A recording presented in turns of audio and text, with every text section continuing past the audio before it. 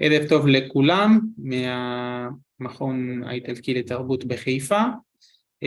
תודה שהצטרפתם להרצאה שלנו.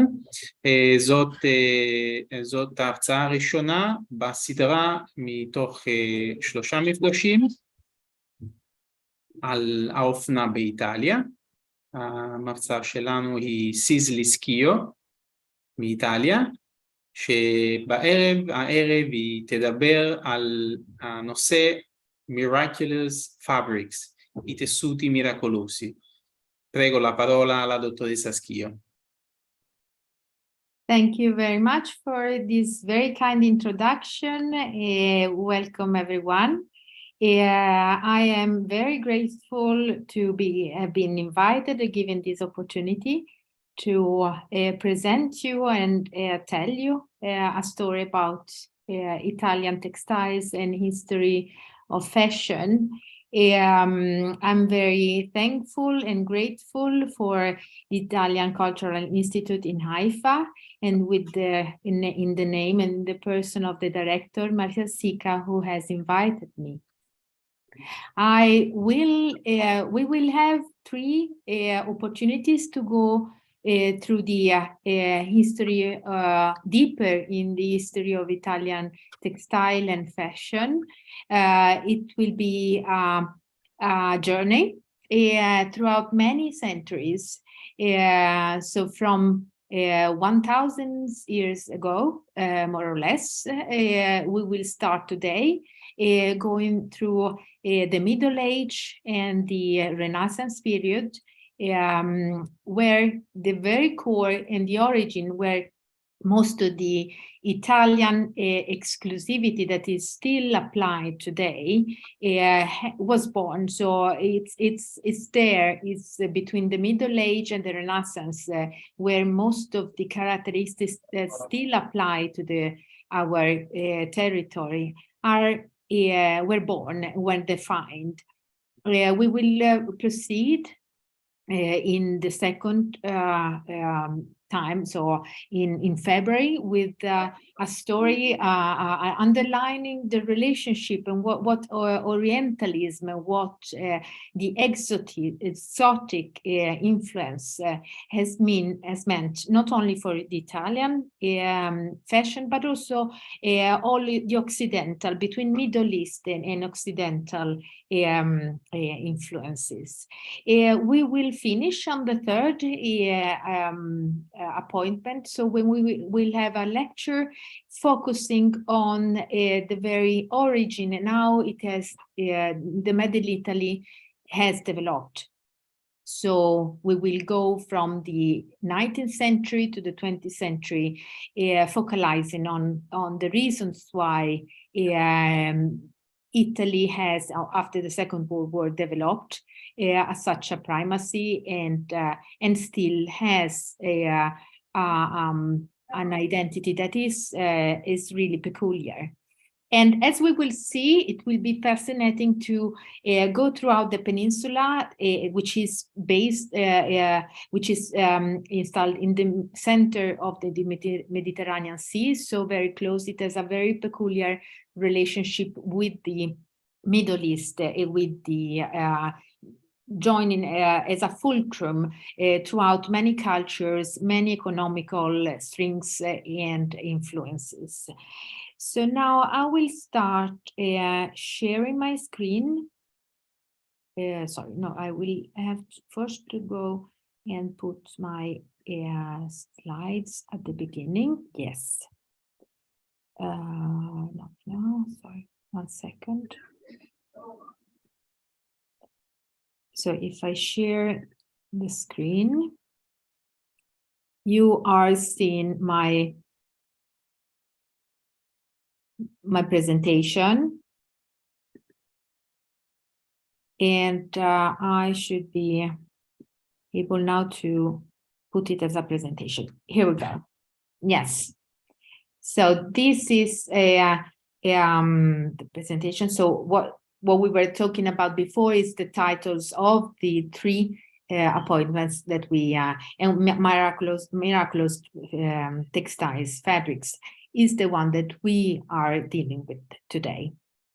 So essentially today we talk about economical drive. So what and the political and the social drive that is behind the developments of this textile primacy. So the fact that the phenomena of an exclusive and unique textile production that has no parallels in the European world, in a European perspective, but also in other countries. So the way that the Italian production, the peninsula production, because at that time, when we speak about thousands of years ago, at the beginning of the Middle Age, Italy didn't exist yet, but it became relevant as a territory, the peninsula.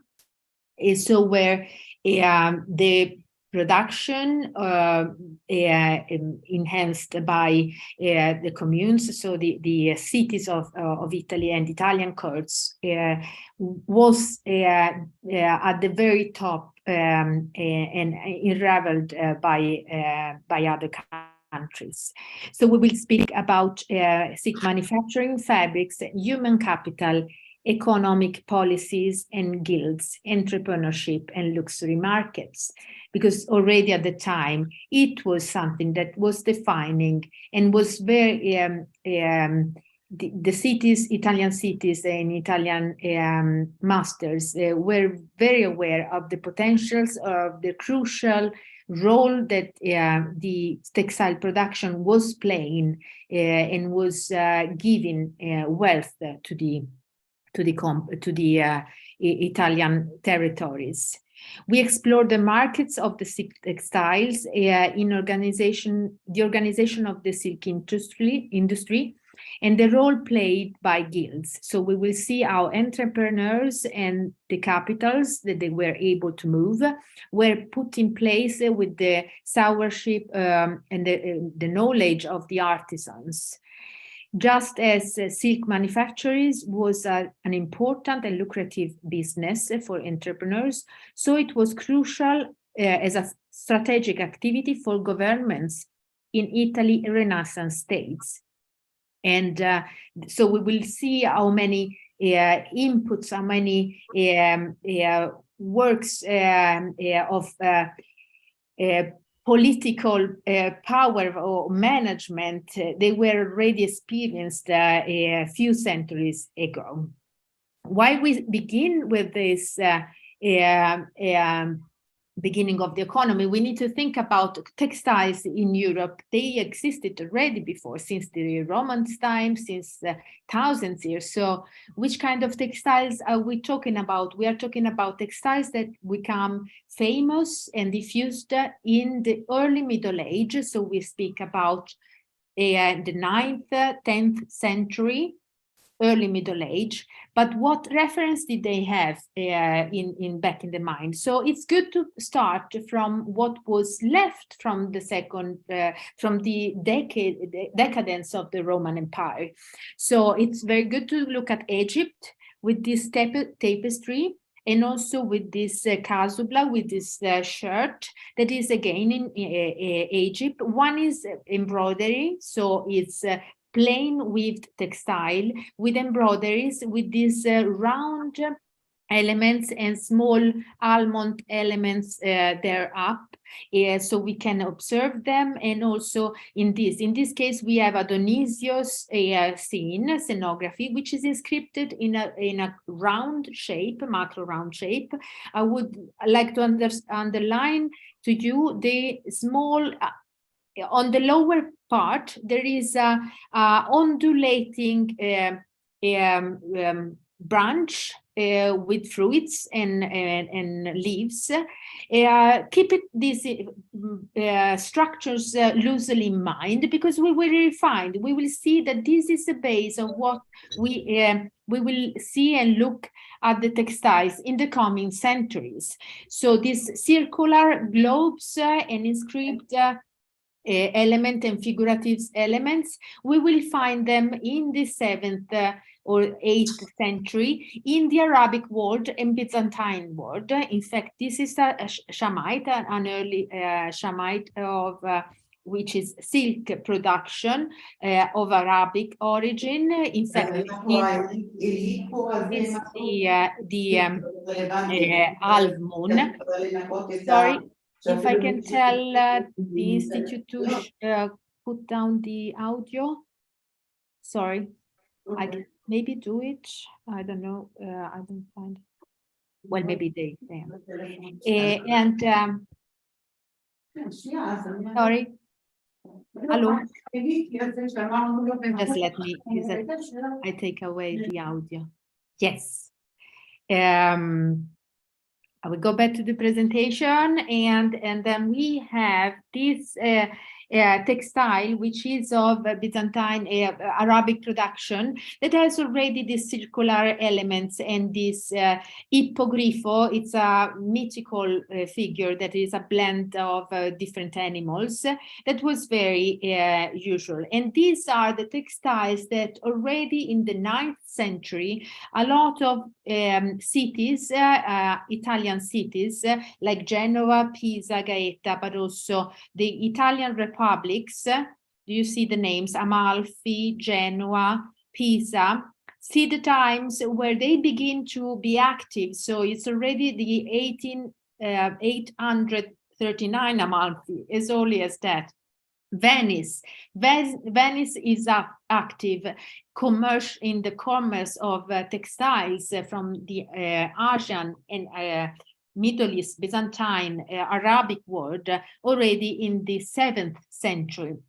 So this is the perspective that we have in the early Middle Age. A lot of Italian republics are so powerful, and they develop a connection throughout the Mediterranean world. Now, I'm sorry, this image turned out to be not so positive, but in a way, it's what is known is the Italian cities were already in the early Middle Age. They were able to commercialize and to promote textiles throughout Europe. But at a certain moment, it was a shift. The shift is around the year 1000 when the Italian city of Lucca. So first, we need to do a step back, because Sicily is still debated, but Sicily is among the cities where silk manufacture is Sicily is the cities or territory where the silk manufacturing has been taken and implanted. So where Arabic textile weavers were implanted, they were stopping and working, beginning to work in Sicily, which was at the time a very important element. In this case, they produced a large the production was promoted by the fact that the Nordic courts was installed in Sicily, and throughout the 11th, 12th century, Sicily was becoming a new production center.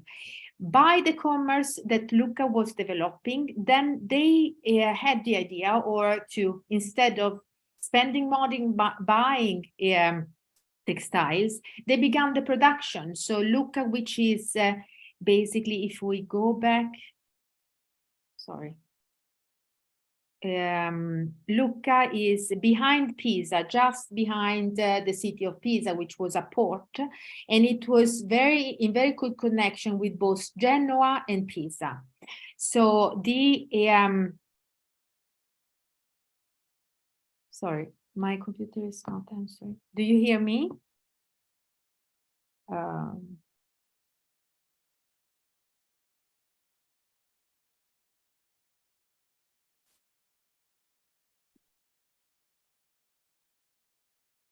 I think I have a problem with my computer, which is not answering to the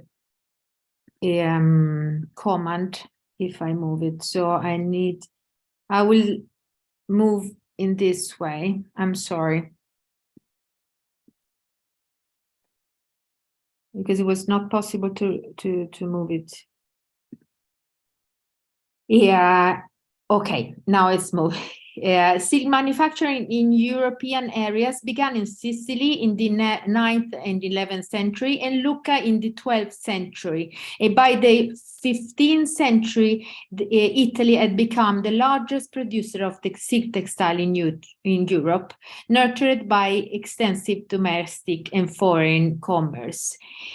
So when we look at this map, it is very complex, but it's very interesting. So when we see all the commercial routes that were active during the late Middle Age and early Renaissance. So throughout the Middle Age, Renaissance and beyond, silk was a big business for capable entrepreneurs, and the Italian cities soon started to produce and choose to focus on silk extraordinary luxury because it was more profitable. All the what you see in color black is mostly what was the commerce of wool. Wool was, since the early Middle Age, also very huge export throughout Europe, coming from the area of England, coming from the northern countries, together with fur, together with other like leather products from the north that were exported and brought down in the south. But what was a movement toward the north was really the production of textile from the peninsula, which was focusing on the silk production. When we think about the cities of the Italian cities of the time, so we need to think of very well-organized and small centers that were all independent and with very focused entrepreneurs, very focused leaders that had very soon took up the decision to focus and to define what they were mastering, what they were, how the city would organize around their economic unicity. Thanks to the development of the 14th and 15th century of a very wide and articulated demand of silk textile, both Italy and in large part of Europe, the peninsula became the largest European producer of silk textiles and yarns of silk. In the face of the growing demand before the great boom of the 15th century, so during the 15th early middle Renaissance, silk manufacturing had rather limited number of processing centers in Europe. So there were no other centers in Europe than those developed in the Italy production, thanks to the fact that Italian commerce had given the ideas to the city's entrepreneurs and to the city rulers to concentrate and focus on silk production. And this was a step that took several centuries. So while in the same time, the wool, like we have to think about a lot of wars, the pest was ravaging throughout Europe during the 14th century, the 12th century. So all the production of wool that was already been an industry moving a lot of tons of wool from north to south, but due to the fact that wool was not having a very high cost, and a lot of people they died simply during the sequence of pest and the Crusades and all the wars that occurred throughout these centuries. So wool was not able as an industry to develop the same amount of growing economies and packing financial wealth as the production of silk was able to develop. if the production of these centers, like the Italian centers, was originally inspired by the models found in the Hispanic world, in the Byzantine Empire, and the manufactories of Asian regions. So as we have seen, Lucca was inspired by the centers in Sicily, which in return were inspired by the knowledge imported from the Arabic and Byzantine world. Then the 13th century, the Italian manufacturing began to elaborate increasingly autonomous articles. So they started to develop their shapes, their patterns, and their ways. So this renewal culminated in textured velvets and fabrics capable to enhance like the material of dreams. As we will see, and certainly it is known to many of the Italian masterpieces of that time, were not being able to be conceived if the painter was not thinking and keenly reproducing the textiles on the saints, on the Jesus, on the relevant people reproduce. So what we see, it's always never by chance. What we see as a pattern here on the Jesus, we will see that it is very similar to some of the textile of the time. So these small parrots, they were typical of the Lucca production. So when introduced to Lucca in the 20th century, some silk manufacturing then developed to few places in northern Italy, not only Genoa, Venice, Bologna, but Lucca also boasted an export that was unraveled throughout 2 centuries. So thanks to the material symbolic qualities, silk, and above all the damask, the velvets, the silk with golden fabrics, this exemplary with this parrot, you need to think about the yellow. What the yellow color is in fact a golden thread. So the fact that the Lucca production was able to use thread of gold or silver in the actual fabric. Here we see a little bit better, like these two fantastic and very elegant hounds, dogs. So they have details in their heads or in the pose that are made by selected elements of gold.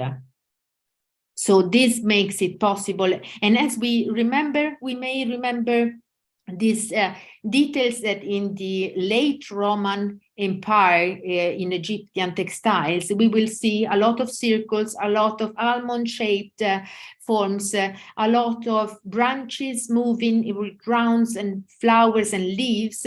So these are still the basic patterns that will structure for centuries how the textile production is being done. But the difference from the production of the late Roman Empire is that in that case it was not woven on a loom, but in that case in the Roman Empire it was embroidered, or it was woven as a tapestry. In this case, what it was majestic is by doing it on a loom, then you can obtain an extra ultralight, majestic, bright and vivid color that through the silk you have the color, the cloth of dreams, and that will very soon become the exclusive material to clothe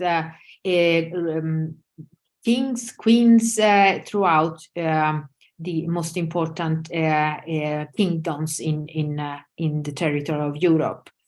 When we think about Lucca, so then it is also relevant to think that a small city almost in the middle of the Italian peninsula at that time was able to provoke and to produced such a huge impact that it was known way up in the northern country, like this example that is from Lucca from the 13th century, that is found, it can be found in as high as in Sweden.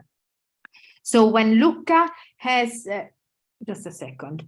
Lucca, in fact, presented itself as a long-standing center of silk, not only in Spain and putting through, but early successes of silk, Lucca silk factories were known well into over throughout Europe. And a proof is that in year 1231, so during the 13th century, early 13th century, the municipality of Bologna asked and request few producer weavers from Lucca to come and work in their city because they wanted to enhance their production.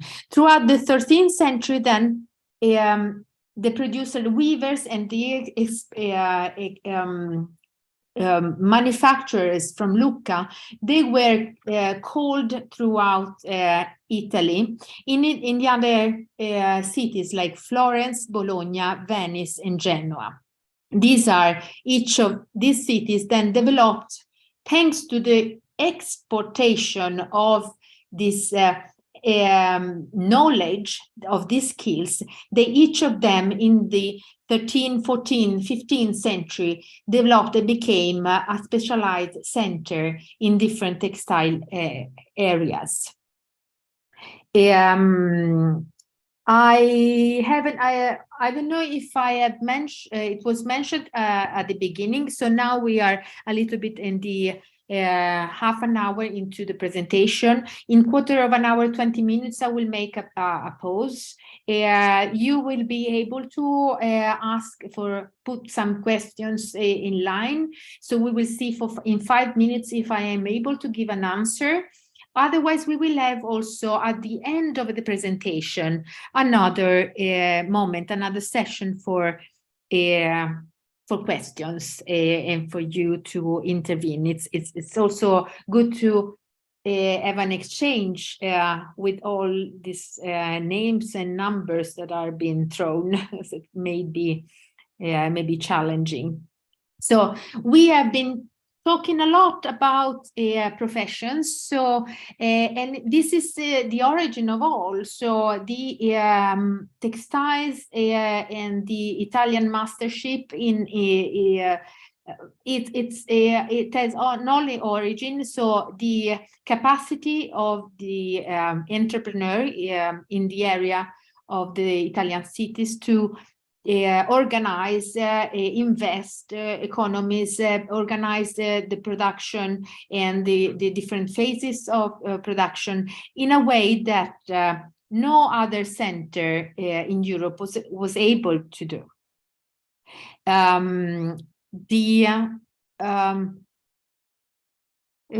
Taken together, Italy, various cities of silk. So as we have seen already after Lucca, we have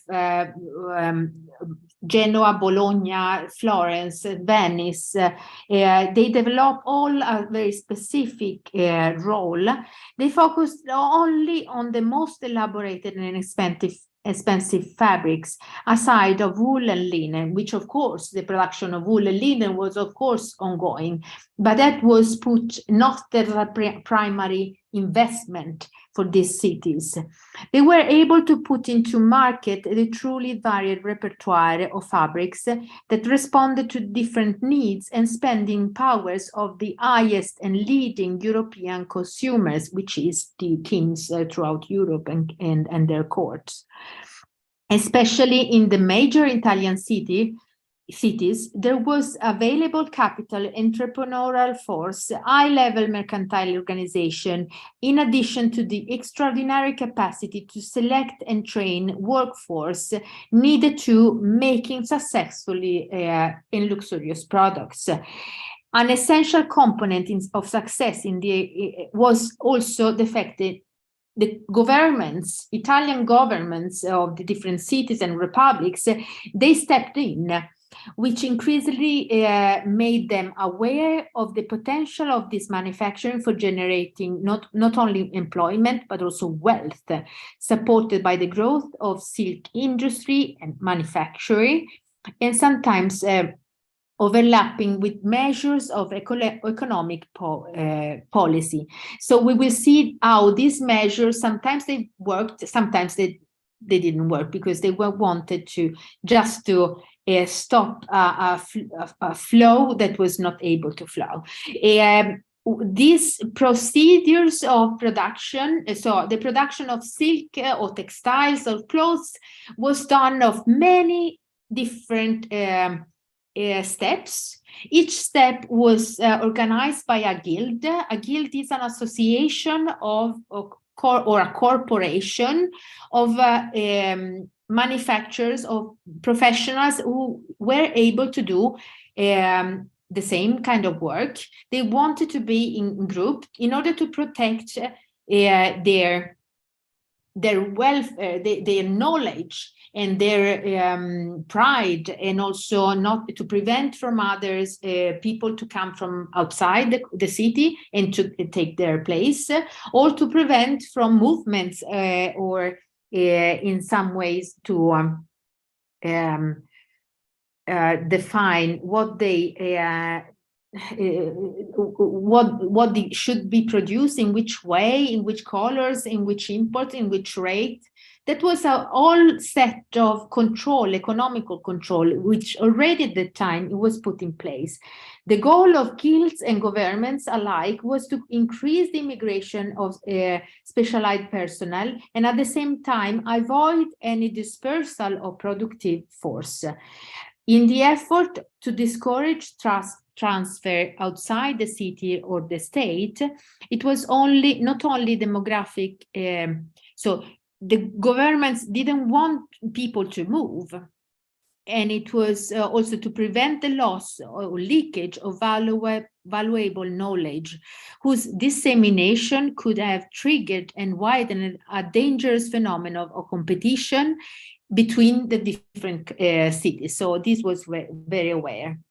So as we see, we have heard about the Republic of Lucca, that after the 1314, so in the early 14th century, Lucca has lost a lot of their producers, which were incentivized to come to other countries, and the Republic of Lucca has issued a decree, so a law, which was saying that any immigration and any immigrant found would be killed in the moment, on place, and there were no possibility for bounties for a discharge of the role.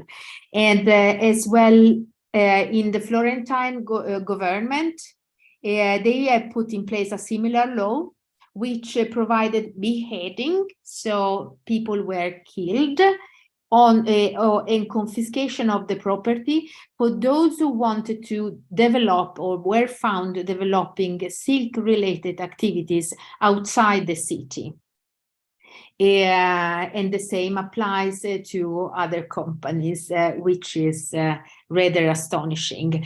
You may have been, some of you, in Florence, so the wealth accumulated by the companies and the guilds were able to build actually the most important monuments of Florence, so like the Battistero and the Duomo. It was built by the guilds of the textile producer of Calimala. So just to show and display how powerful they were in front of the community of the city. Such is the case also. We have another example of this of this government trying to control the movement of people, which was in Bologna. The city of Bologna, there is a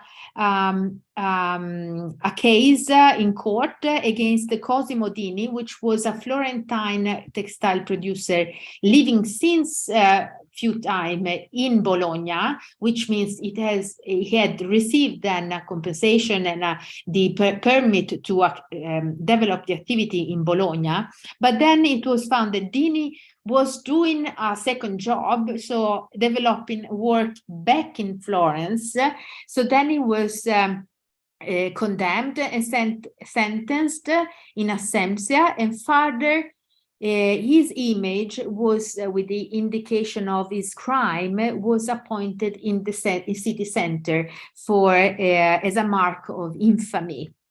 Reaction to the commune. So this is a way where we see that at least the preeminence, Bologna as the other company cities, they were trying to prevent this movement of people as much as possible, but with little support. The economies developed by this production of silk or textiles was becoming so huge that was interfering, was traveling, it was becoming bigger than the wealth of the singular states, like English kingdom, or in the Flanders, or the Italian merchants, like the portrait of this Giovanni Arnolfini and his wife. It's a very famous portrait. It depicts this merchant and textile exporter, Italian, which was living at the time in Bruges, in the Flemish area, to export it, to deal with the commerce of all this amount of textiles. And they were accumulating an amount of money that was really comparable to the amount of money that today you would have in states pill, so the power, the economical production. So the production of silk clothes attracted a growing volume of capital and with the sphere of banking and finance, finding the most effective distribution channels in major centers of international trade, like in peculiar Flemish area, Geneva and Lyon. Some of these entrepreneurs in Italy, like in Siena, like in the Flemish area, they had summed so much money that were able then to transform their activity into the form of bankers. So the first banks, the first lending money, able to lend money not only to regular entrepreneur, but also to states, were coming from the amount of wealth that were being amassed by the Italian merchants throughout this commerce. The silk production, as we see, as we have understood and mentioned many times, it's a production that has a rule, has a will that has not only the fact that it creates a new weaving possibilities, production structures, but also the fact that it enhances all a different perception of the landscape. So also the land was being included outside the cities and being defined by the choices of the Italian rulers. So, for example, this is a wonderful painting of the early 15th century by Masolino da Panicale.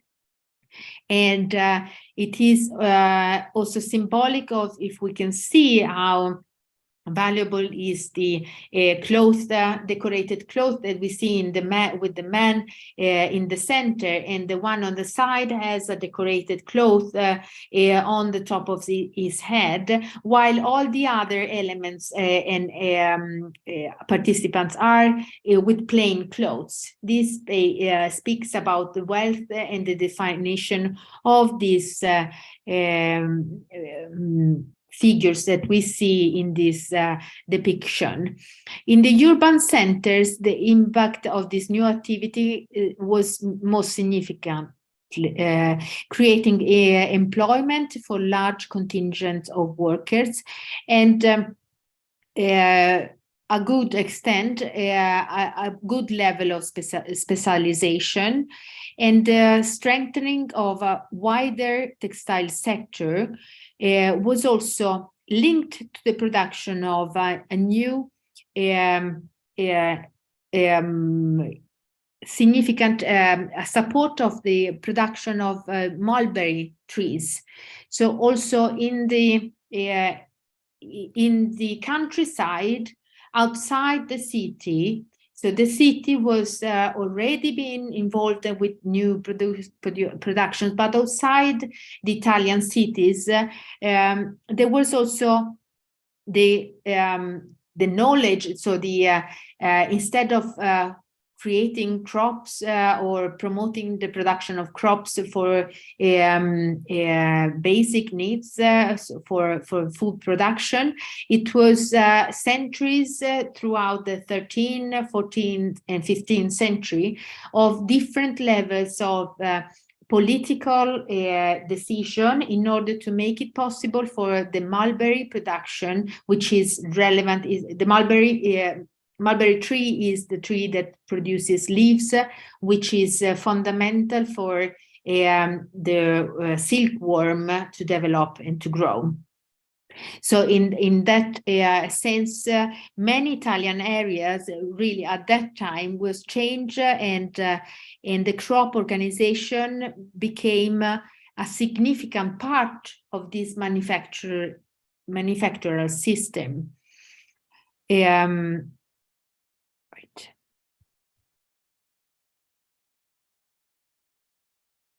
So we have examples for this. If we go back to this, the Florentine government, for example, wanted to acclimatize the silkworm production throughout the whole domain of Florence.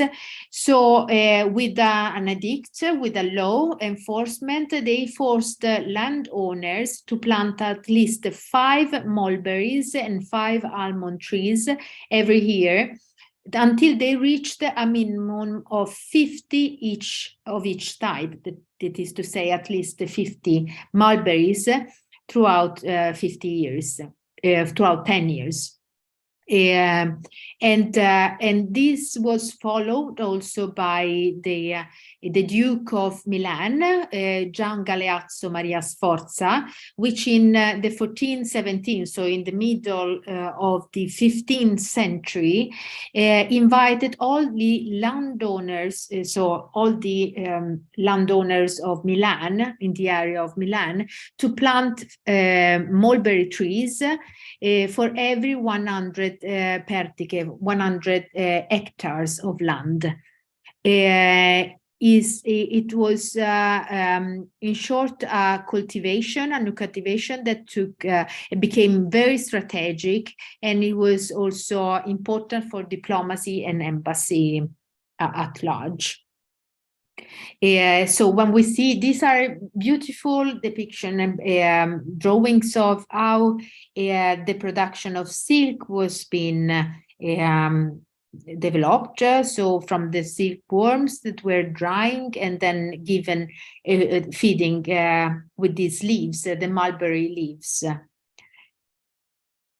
Like we see here, also the structure of the cities was thoroughly impacted. So there were merchants, silk producer, there were people working with different procedures of the textile producers. So really, in this picture that is from Bologna in the early 15th century, we have a perception that the city was truly impacted and identified by the presence of textile commerce and production.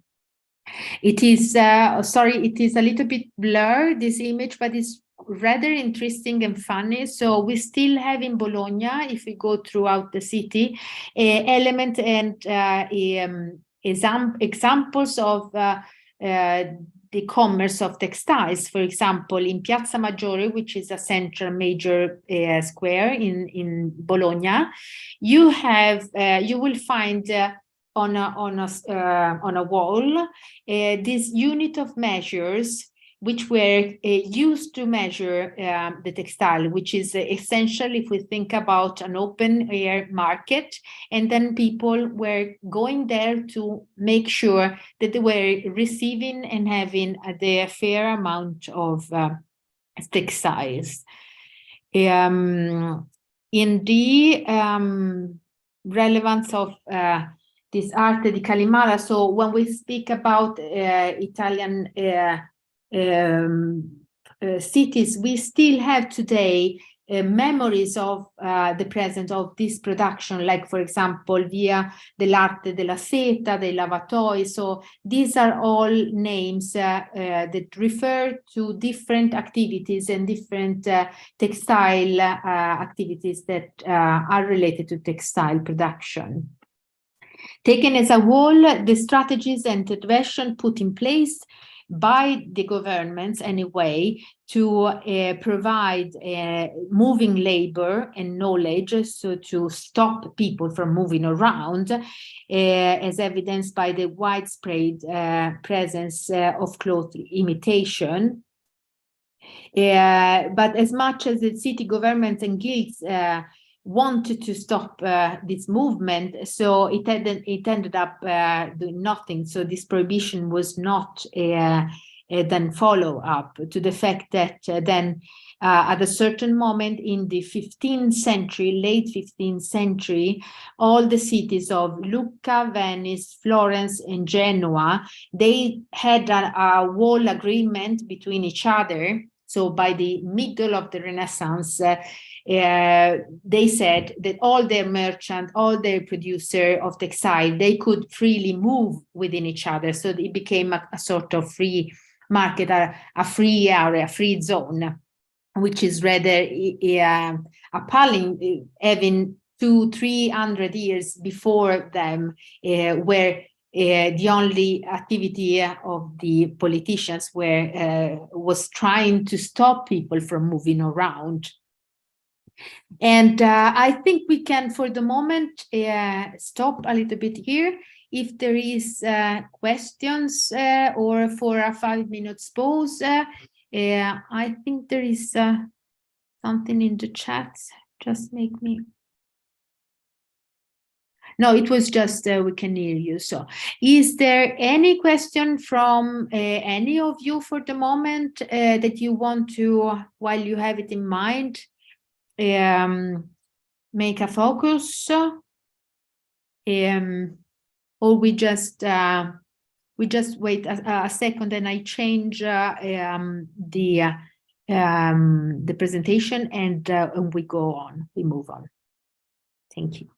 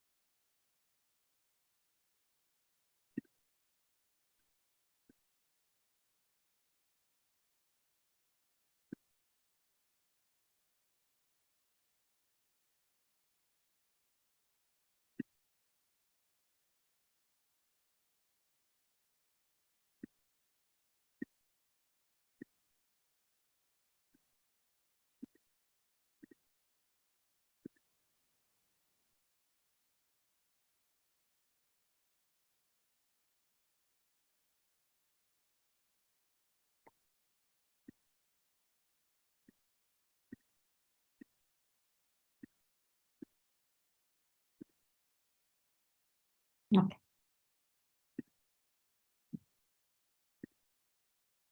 Just a second.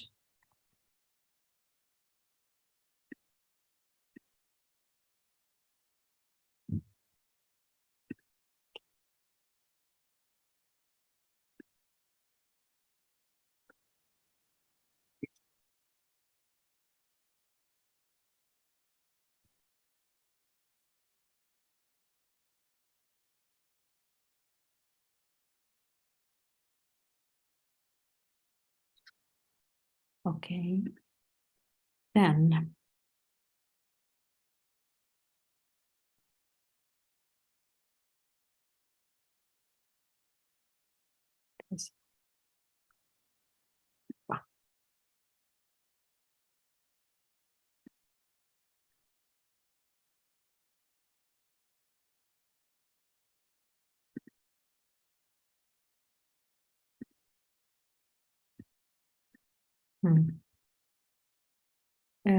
now I share the screen. Ah, cosa sono I cardatori? Sorry. What does cardatori means? Thank you. So it's interesting. It's one of the activities that is related to the wool production.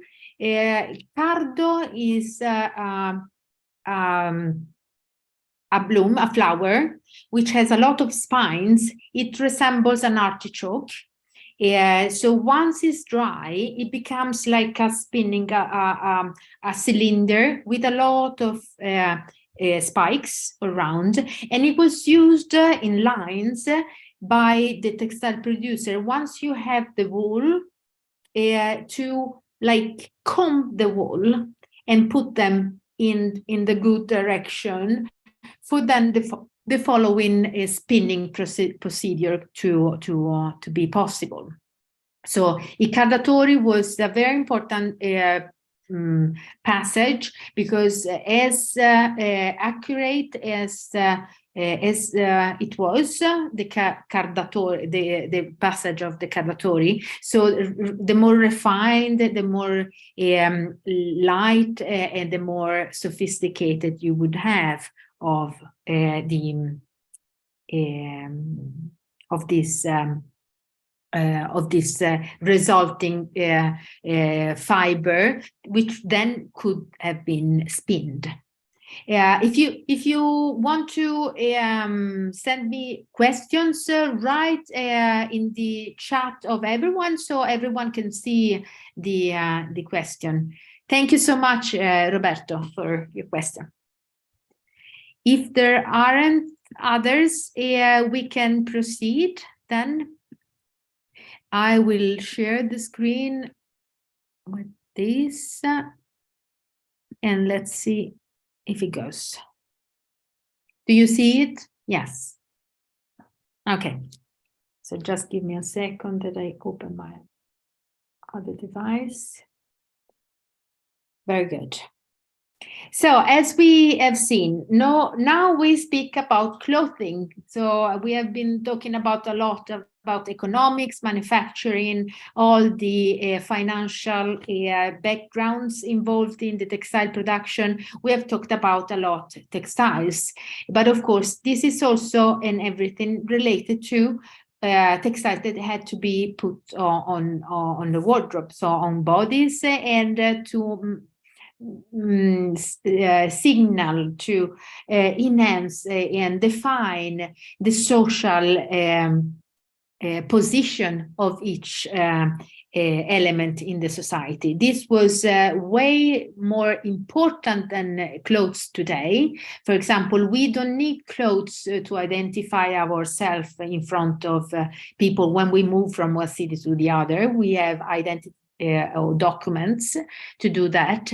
For many centuries, people had their clothes to define their state, their economical or social state, above all when they were moving, but also when they were staying in their community of origin. So what we see here is a beautiful detail from the Ambrogio Lorenzetti fresco in Siena, which is a beautiful example of how the good government may enhance good effects and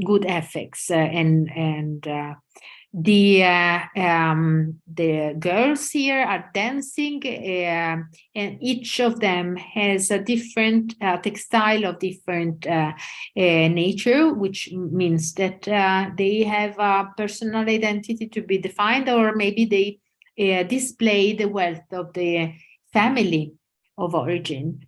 In the 15th century, and especially in the between the 1430s and 40s, entire Italian silk sector entered a phase of more market expansion, strengthening where it already existed and gained a new center. At the end of the century, so at the end of the 15th century, valuable clothes were being produced in Milan, Mantua, Ferrara, Modena, Siena, like in this picture, Perugia, Napoli, Naples, Catanzaro, and Messina. So while during the 16th century, which means the last century of the Renaissance period, the manufacture of silk was extended to a whole series of smaller towns, like in Piemonte, in Trentino, or in Pisa, Rome, and Catania, and Palermo. So it goes back to Palermo after a few centuries. According to an estimate relative to the early 16th century, 14,000 of the 25,000 silk looms active throughout Europe were in Italy, which means that more than half of the whole silk production was being produced in the only region of Italy. And that is, stopping. Sorry, it is not answering. Oh. Okay, so now it's going. In this other beautiful painting by Benotto Gozzoli of the middle of the 15th century, we really see displayed how these textiles were being used to define which person had the most majestic role. Not only the procession of the Middle King, which this is a religious painting but it has the role for the viewer to display what was happening in real life at the time, so that the ruler of the city was the one wearing clothes with this black on red, but with these details of gold, while all his servants, the servants around, had details of very nice clothes like damascus or velvets, but without the presence of gold. Of course, if we go down in the line in the social ladder, then of course we will have other elements of the society which above all wouldn't have any of these textiles, but just plain clothes and with not these relevant and beautiful designs. Even here we see in this lovely depiction of Francesco Costa sorry. Oof. I don't know how to move. At Palazzo Schifanoia in Ferrara toward the end of the 15th century, then we will see how textile were used also by Young in different modulation of colors and in beautiful definition, so that the textiles were also able to go closer to the body and define the body forms in a totally different way as regard to the previous centuries. So as we see here, so then what we were saying, that the Italian system as a whole was accumulating an amount of money, an amount of wealth that was able to compete with all the other rather bigger with land, determined land states, national states from the Central Europe and Nordic Europe. These small states like the Republic of Mantua, Milano, Bologna, they were able to develop huge investments and to compete with the other states.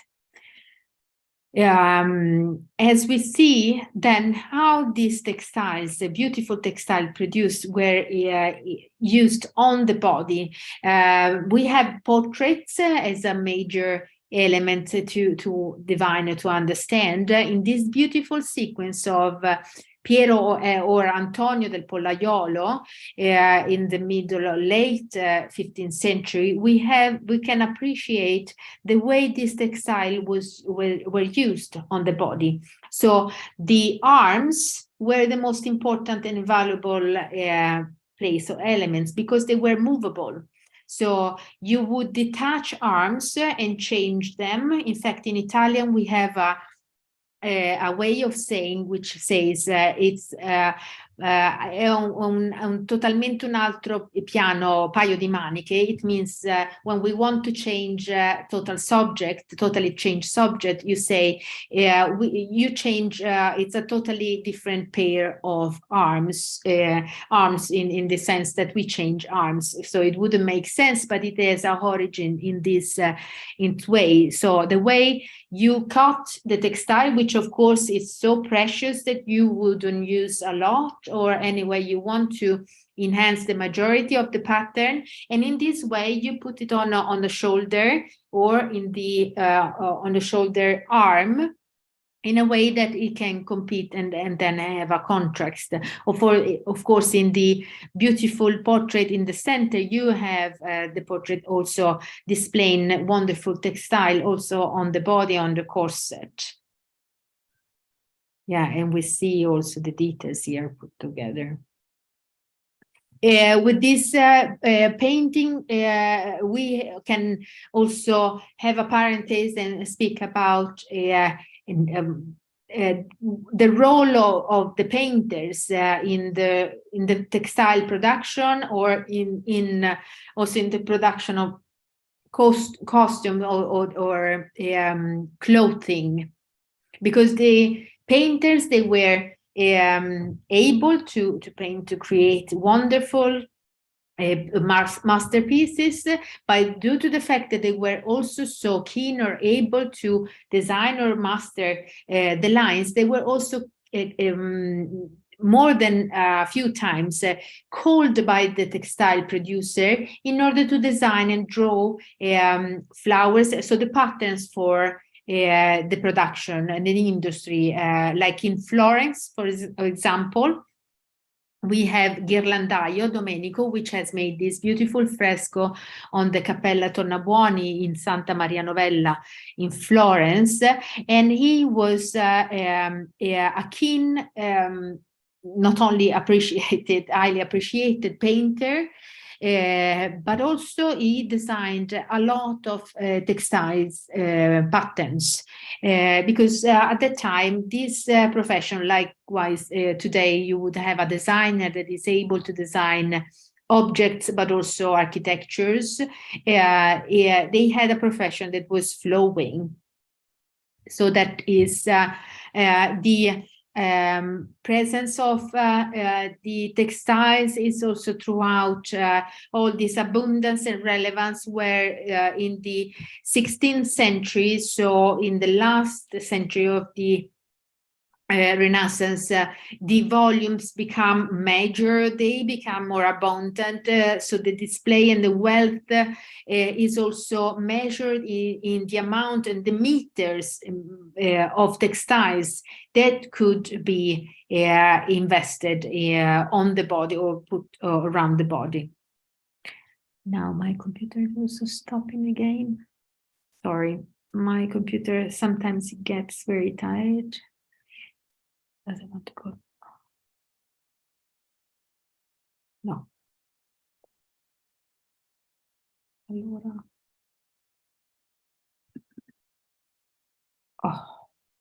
Now, again, another painting of Ghirlandaio, as we see all the details of these beautiful textiles, and an element of this textile with golden insert, which is something that we find throughout Europe. These golden textiles with the base in red. Red, we would see, is a color that has a major impact, major significance, because it was among the most luxurious and difficult to produce, and then hence it was very costly, and then also the golden insert. So when we see this deposition of the crown by Lucas de Cranach in the German area, we see immediately the person that is to be identified as the mecenates, so the person that has paid for the painting, which is the man on this in the center right of this painting. And we will see how many of these examples of these textiles with golden clothes that are being used throughout Europe. That meaning that from the production of Italy, then it is spread throughout the European territory. So, like Lucas Cranach has painted this example of the Henry IV, Duke of Saxony, that is so in German area, focusing. So we can see on his wife the clothes in golden are being used in bands, but it's actually textile that has a lot of similarities with the ones produced in Italy. Also in this painting with saints, and it's from Petrus von Schendel. It is again from German area, where we see that the two saints, the girls are on the side, have a lower element, but the saints with the textiles on their they have this typical Italian flair. Also, not only in northern countries, but also Italian textiles are very well used and produced to be shipped toward Spain, like in this painting that we see, and it was produced to be displayed in Madrid. Or like in England, and we have Henry the VIII father, King Henry VII, that has this mantle, his robe. Is again, we find that this beautiful lampas, which is the texturized, produced with golden, and a base in kermes, in red kermes. When we see again Henry VIII has been presented by the Pope in the presence of Charles V, the King of France. So we see how clearly the Pope has the major relevance. So he's displayed with this mantle with the golden textile on it, while the other two regnants have significantly less amount of gold on their clothes, to say somehow. We go to this beautiful portrait that you may have already encountered by Henry VIII, which was the King of England at the beginning of the 16th century, or middle of the 16th century, which has proved to be one of the major buyer of Italian textiles, silk and golden textiles from Italy. Not only for him, and we see how the details and how important the characteristics. So Alsombe is the painter is not only a majestic painter, able to portray feature of the king, but also by being able to detail the textiles, which is not by chance. Most of these textiles were commissioned on by brand. So they wanted, so for example, for Hans Holbein has also painted the wife of Henry, Jane Seymour, and also other wives, because he had an amount of wives throughout his life. We see again this silver cloth, and they were asking the merchants in Italy to produce with singular patterns, branding their textiles. So it was very important to have on a pattern portray the exact pattern and textile that they had purchased.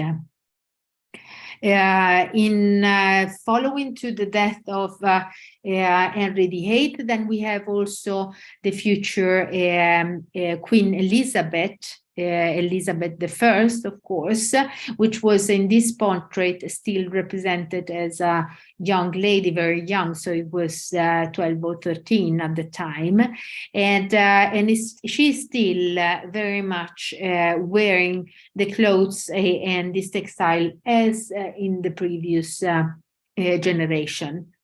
But not nothing to do with what Elizabeth I will develop as a personal image and iconic identity, which is totally then redundant, and this will take a span of many decades for her to perfect her identity. But it has not to do with what we were saying at this time. Just to mention, I wanted to make a clarification.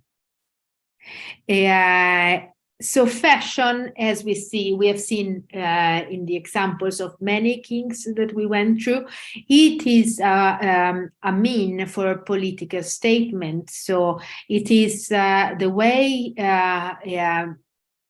the rulers of Middle Age and Renaissance, but also in other countries, they were displaying and signaling their power and their position. So we see here Caterina de' Medici, which is became the Queen of France, but is from an Italian family, Medicis, so from Florence.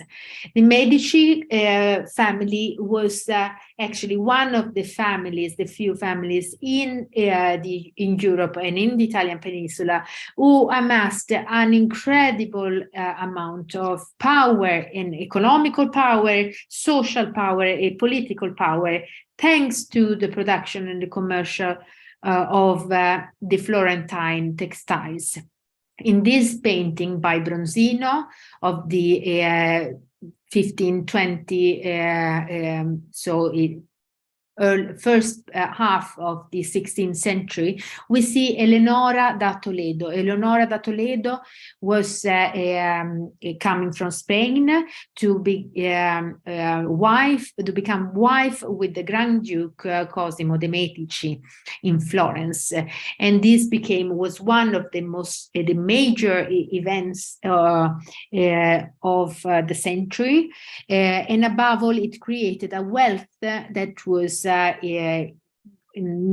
without peer, without rivals in Europe at the time, because with the economies coming from the Spanish crown, which was trying to build connections throughout Europe, and then this very strong production in Florence that was then enhanced. So Eleonora da Toledo is displaying this beautiful textile, which is a cesellato, velluto cesellato, which means a sizzled velvet, a velvet that is produced with different levels of black and golden, and a golden central details that is made by a small round shaped velvety golden threads. Velvets were the luxury good which made Florence the capital of textile, and possibly we can define also the wealth that was concentrated also made it possible that Florence was attracting so many artists in that century, so that it became one of the centers of the Renaissance art. Thanks to all this wealth produced and enhanced by these beautiful textiles. And here again, we can see and remember the globes, the pattern, the scheme of with which the original Arabic Byzantine textiles, it is still there. It is still being reproduced because it is it helps create organization of the space, of the amount of the surface of the textiles. Other example of textiles, again, we find them in many museums today, thanks to the fact that velvet is a type of textile that presents on the face of a thick, straight pile. The pile is this silky, velvety, as is said, and a series of tiny loop of wire. When the velvet is hedgehog, it means that it's not cut. The name comes from the Latin vellus, fleece, indicating the characteristic of a coverage of hair. Its origin in Western Europe and is estimated, it has origin in Western Europe, and an estimated have occurred around so the appearance of the velvet, it is estimated in the 13th century. Italy became a good spread upper class goods around the 14th century. And of course, the major producer, again, this usual names, Lucca, Genoa, Florence, Venice, and also Catanzaro, but at different levels. Just for your knowledge, this is the section of velvet. So if you want to have a velvet, you see that there are threads coming up and they proceed above the textile, and sometimes it has been cut. So the lower part is the secondary passage. So when you see that the textiles have been cut by a knife, and it becomes a kind of like a palmet opening up. That is what makes the textile so brilliant and so vibrant. So what was this all this wealth accumulated by the Medici families?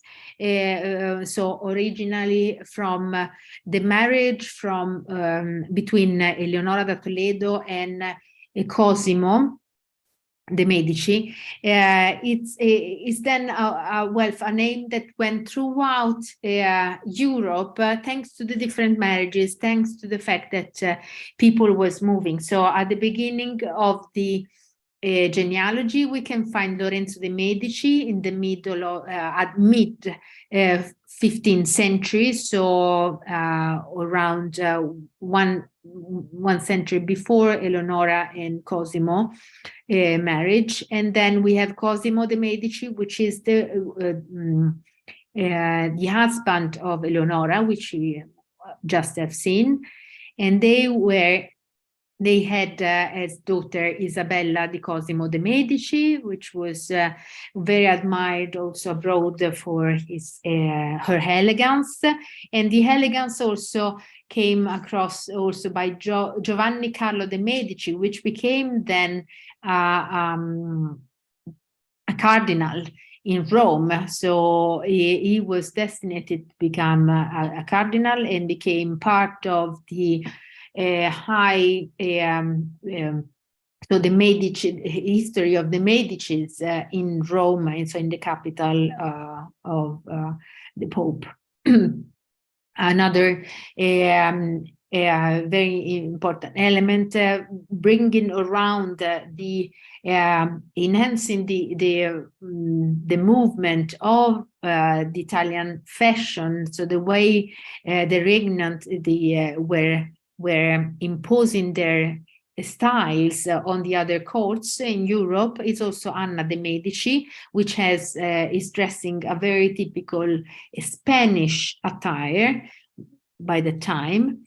And so just to say that throughout Europe, you had a lot of diffusion of these Medici, which again, thanks to the production of textile, the distribution, the commerce of these goods of wealth, but also thanks to the movement of families through marriages, like the one of Caterina de Medici. Caterina de Medici was then married to the King of France, so he became an exporter of Italian fashion at the time.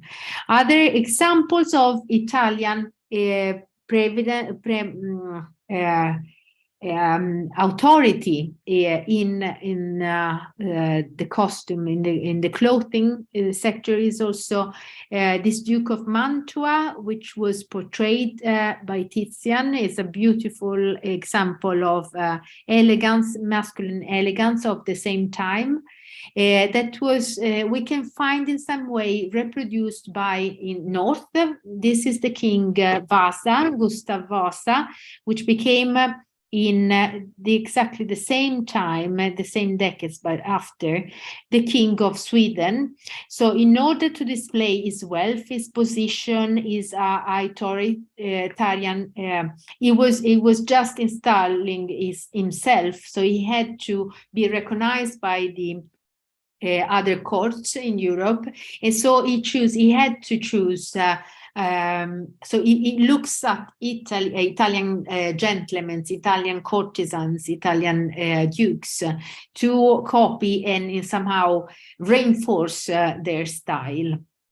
One of the vehicles of these styles throughout Europe was the birth of the first books about costume, clothing, which is, for example, Cesare Vecellio has published by the second half of the 16th century this first book, which was then followed by hundreds of similar books, where the different clothing of areas of Italy, then also certain areas of Europe, were portrayed so that people would be able to find and discover how a lady in Firenze, matrona di Firenze means lady in Florence, would be dressing and would be fine in order to copy, but also in order to have a reference. These books were also of incredible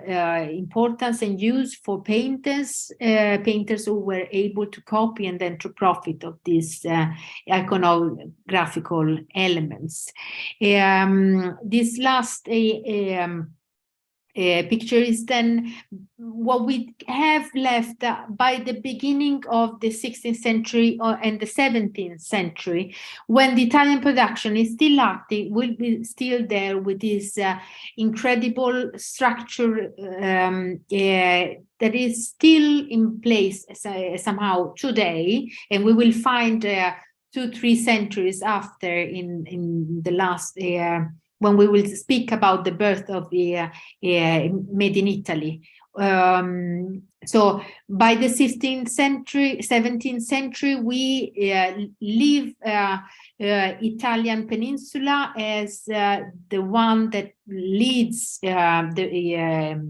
the production of clothes, and because then there are other centers like France, Lyon, and other importers. So the world is becoming bigger, and there is textiles being moved also from cottons coming from the India, from the new Indias, and the world is shaping in a different way. But till then, Italy has built 5 centuries of this unparalleled predominancy and incredible history at large, which is also not only important for economical and social reasons, but also for the history of art at large. So now I'm finished. I'm done with the presentation. If you want, thank you very much. I'm glad that it was interesting for you. Would you want to have some clarification? Because I'm sure we have gone through a lot of information, a lot of dates, a lot of images. If you want to have some clarification, I'm here to help.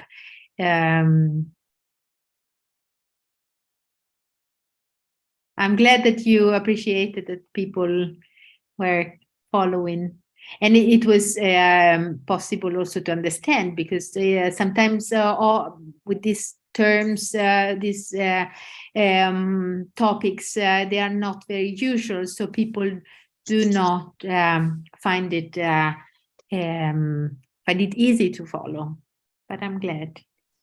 And it would be very interesting to know about textiles in your area. It would be so great to have an exchange. So I'm asking to the yes. Okay. Grazie mille. Grazie. תודה רבה למרצה שלנו. אנחנו מאוד נהנינו מההרצאה בשם המכון האיטלקי בחיפה, ויש לנו עוד 2 פגישות עם אותה מרצה. הפגישה הבאה תהיה ב7 בפברואר, והיא נקראת אוריינטליזם ואקזוטיזם. אז כמו שהיא אמרה, אנחנו נתעניין גם במה שעשו באזורים היותר מזרחיים, והמזרח הקרוב והמזרח הרחוק. Okay, thank you very much. Thank you very much. There was maybe lecture. Thank you very much. Roberto, maybe you wanted to ask something? Is velvet still used nowadays? Yes, of course, but not in the same way of production. So there are very few producers, one in Venice and one in Florence, in southern Italy, in the area of Naples, so that are able to produce this extraordinarily complicated textile, which has need of a extraordinarily big loom. So the production of hand-woven velvet are still able. It takes a lot of time. It is the most complicated textile ever created. Some of the velvets produced back in the time, they are not, we still don't know how to reproduce them as complicated as they were. But the velvets that we can buy today, normally on the market, they are produced industrially. So they're made with a different technique.